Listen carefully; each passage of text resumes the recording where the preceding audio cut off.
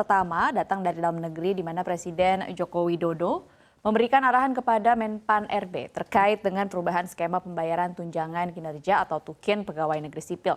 Hal tersebut diharapkan mampu meningkatkan performa birokrat.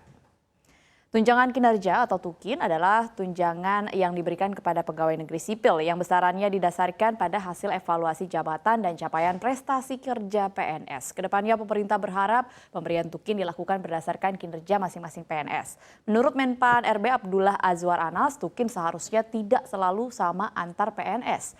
Oleh karena itu, pemerintah memutuskan untuk melakukan perubahan. Kedepannya TUKIN diukur secara individu. Dengan demikian, TUKIN yang diterima PNS tak lagi dibedakan antar institusi sebagaimana yang ada saat ini, melainkan dibedakan berdasarkan PNS secara perorangan tergantung kinerjanya. Akan tetapi Anas mengaku belum tahu apakah akan ada PNS yang berkurang TUKINnya atau tidak, sebab itu tergantung rumus perhitungan yang ditetapkan dalam PP nantinya. Namun Anas memastikan bahwa PNS yang kerjanya maksimal dan membuahkan hasil akan mendapatkan TUKIN tinggi ketimbang rekan kerjanya di instansi yang sama.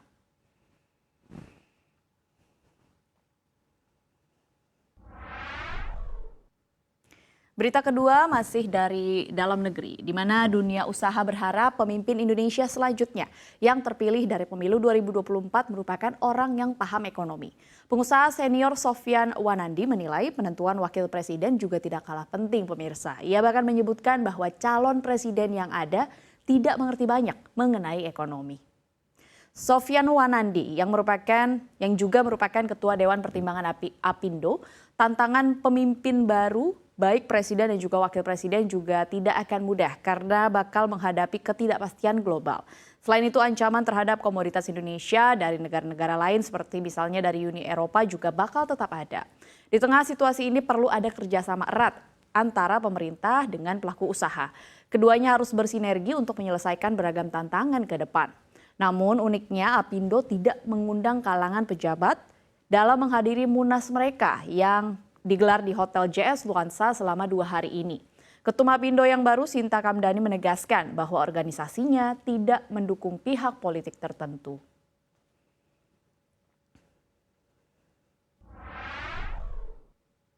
Berita ketiga, Kementerian BUMN hari ini melakukan perubahan di pimpinan puncak PT Pertamina Persero melalui Rapat Umum Pemegang Saham atau RUPS.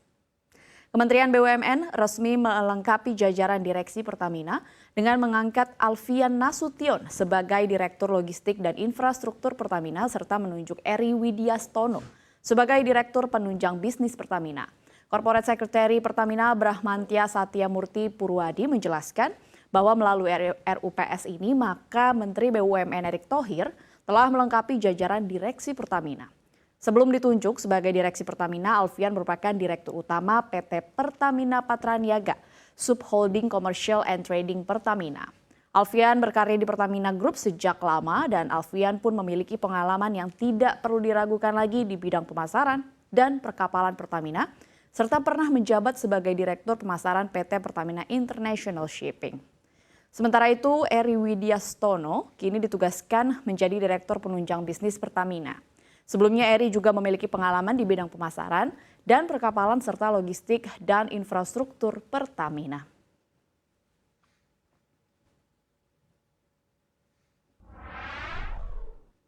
Berita yang terakhir datang dari luar negeri, di mana serangan balik Ukraina terhadap Rusia terus membuahkan hasil. Sedikit demi sedikit pasukan Kiev berhasil merebut kembali wilayah yang sebelumnya diduduki Moskow.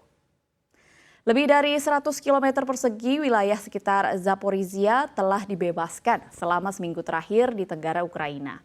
Hal ini disampaikan oleh Oleksiy Hirmov, Wakil Kepala Staf Umum Ukraina, dalam sebuah pernyataan pengarahan di Kiev, dikutip dari CNN International.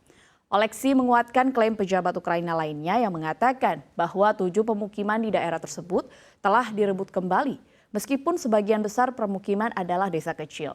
Kementerian Pertahanan Rusia mengatakan bahwa kelompok pasukan Vostok di daerah tersebut telah menggunakan serangan udara, tembakan artileri, dan sistem penyembur api berat untuk menghalau 2 serangan di daerah tersebut.